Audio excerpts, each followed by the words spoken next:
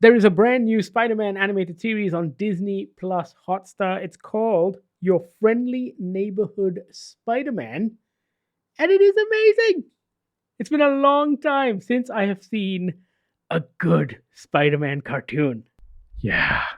and this one is very, very good.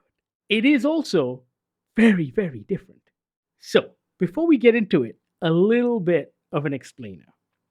Your Friendly Neighborhood Spider-Man, it's still Peter Parker, it's not Miles Morales, but it doesn't take place in the multiverse in which the main MCU takes place. This is a parallel universe story. That's all you need to know. If you've seen any of the Marvel movies, you understand that the events in the parallel universes run somewhat similar to what happens in the main MCU, only it might be a little bit skewed. That's all you need to know. The rest of it is Spider Man as you know him best. And I think that's what I love most about this show. It has been such a long time since I have seen a genuine teenage Spider Man in high school with high school problems trying to navigate the life of a superhero. Sure, in Spider Man Homecoming, Spider Man No Way Home, Spider Man Far From Home, Tom Holland is supposed to be a teenager in high school. But he doesn't really have high school problems because all of the action kind of escalates to another level very, very quickly. In this one, he still has to go to class. He's got to worry about doing school projects with partners. He's got to worry about May and navigating his life as a superhero and his costume and all of this stuff. It is like the Stan Lee, Steve Ditko comics we read growing up. It is the most comic Spider-Man I've seen in a long time. Yes. And that's all the movies, that's a lot of the cartoons. This feels like the comics that I grew up reading. Just the idea that he's concerned about his school projects and his group assignments and his classes is something we've not seen dealt with in any way in a lot of the fiction stuff. Agreed. And I feel like this really feels like a comic book. I love it so fucking much. Yes. It is so good. It also looks amazing. It looks amazing. The animation style is new. It's kind of unique. I mean, the character designs are fantastic. Like, for the first time, we get a Peter Parker who looks the way Steve Ditko drew him from, like, Yes. Amazing Fantasy 15 onwards. He's got the round spectacles. It's very comic book. And then the way the animation looks, the use of comic book panels, the intro music with a cover design at the beginning of every episode, the Spider-Man comic book corner boxes that we see in the intro sequence. This thing is full of fantastic Easter eggs. It is really just a love letter to comics, lah. You know what it is?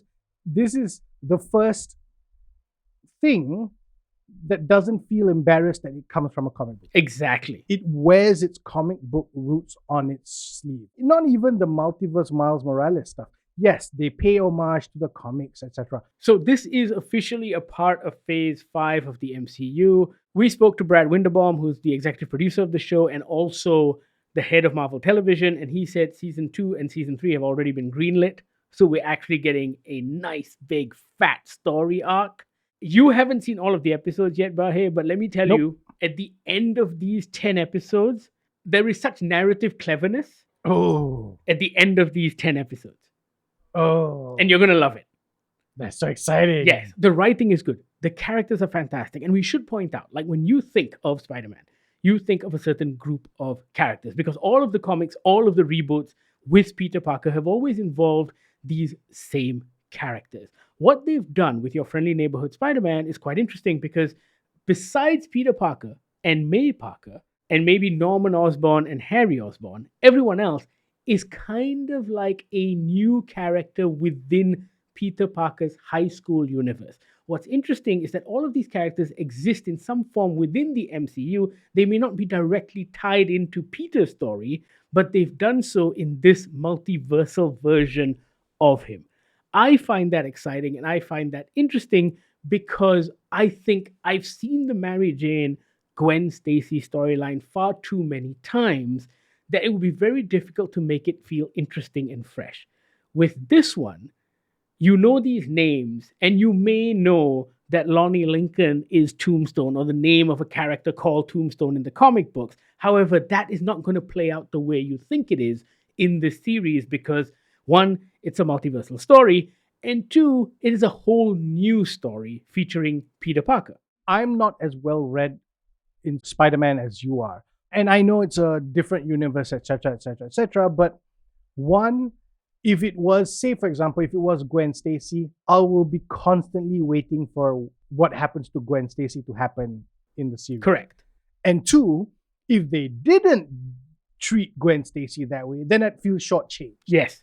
So there is no win by bringing in Gwen Stacy right now.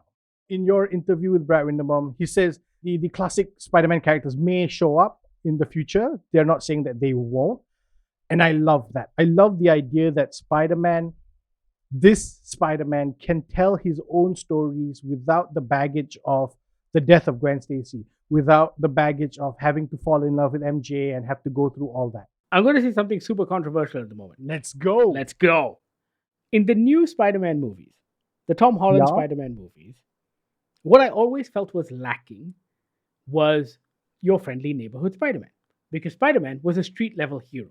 But from the get-go, because he was mentored by Tony Stark, something that kind of happens much later in the comics, he became a very advanced superhero because of his cool suit and all of the Stark tech and all of that stuff, right? We only kind of throw back to that at the very end of Spider-Man No Way Home. I think what Jeff Tramiel has done in this series, Jeff Tramiel is the creator / showrunner, what Jeff Tramiel has done in this series is very smart because Norman Osborn is still the billionaire mentor to Peter Parker, but they've managed to strike a very nice balance between what he can provide and Spider-Man still being a street-level superhero.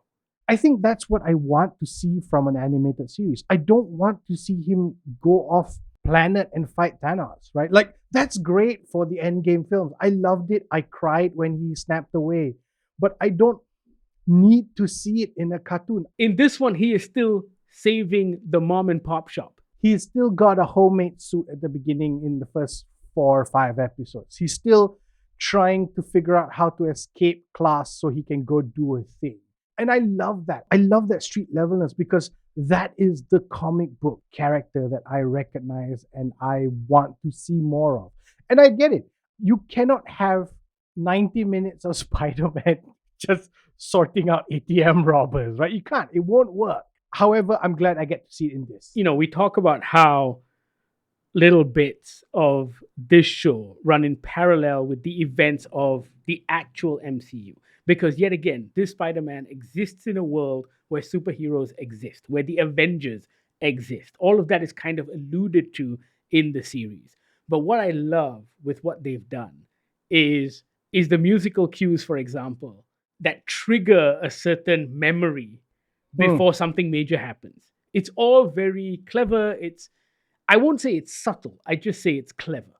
Because if you've seen the Marvel movies, you kind of know what's coming and then it's a little bit different. It's clever in that you don't need to recognize it. No, you don't. But if you do, it's a little bonus. It's the perfect version of what an Easter egg is. Correct. Right? If you're one of those guys that remembers everything and have seen all the movies 25 times, great. You will notice these things. If you haven't, you'll still enjoy the ride that is this show. Can I also say Coleman Domingo as Norman Osborn? Fuck yeah, what a great casting choice. I haven't met a lot of the other guys, but like I'm waiting for Hugh Dancy, Charlie Cox. Like, the hell are these guys doing? Like, I love it. Yeah, it's very, very cool. Unfortunately, this podcast is coming out when the episode drops, and that's great. That's fine. There is also a prequel comic book that's out now. I think maybe the first 2 issues are out. I think it's only a 5-issue thing. The comic book covers a moment within the first episode that sort of gets time jumped. There's a bit of a time jump in episode 1, which is fine for the show. You don't need to read the prequel, but if you're a completionist, that comic prequel series is out there. You should go look for it. It's quite a fun read as well. Also, we should note this series, while it does have some dark and heavy themes, is perfectly suitable for kids. So you can show it to your kids. I think it is a fantastic way to introduce them to Spider-Man if they've never read any Spider-Man comics or you want to get them into this universe. It is it is adult in the way we had adult themes in our cartoons growing up before the world got really afraid of such things. And it's nice to see that Marvel and Disney are kind of embracing these ideas. They're not shying away from it. So if your kid has read Enid Blyton or Roald Dahl or any one of those classic children's books where darkness was a part of it, where conflict was a real part of the story, where there were actual villains and bad guys, then I think they're going to take to this really easily. And it is just a beautiful, beautiful piece of work. Also, can I just say, the guy that voices Peter Parker, great name. Hudson Thames. Hudson Thames. Named after two big rivers. Two major rivers. That's great. I love it. Yeah, so Hudson Thames has done Peter Parker in like the What If cartoons. And that's interesting because in that one, he's kind of channeling a bit of Tom Holland because it's what you're familiar with because that is the MCU Peter Parker. But in this one, he does something completely different. And he plays it a lot younger because he's supposed to be 15 in this one. And yeah, it's beautiful. All of the voice acting is just really, really spot on. It's a great show. Another reason why it's a great show is I have read so many Spider-Man comics. I've been reading Spider-Man comics from the time I was 8 years old. And there is still stuff in this that I found fun and fresh and surprising. Like with most of the movies or TV shows, when Doc Ock shows up, you know what's going to happen. When the Scorpion shows up, you're like, okay, I know what's going to happen. But in this one, it feels fresh and new. And I think that is a real testament to how well this thing is written. I agree. Completely agree. Watch Your Friendly Neighborhood Spider-Man. We promise you it is going to be your favorite Spider-Man, at least until that next Spider-Verse movie comes out. Let us know what you think. We're on Instagram at GogglerMY. You can also email us on podcast@goggler.my or send us a WhatsApp on the Goggler hotline 012-524-5208. Thank you so much for listening. This is the Goggler Podcast.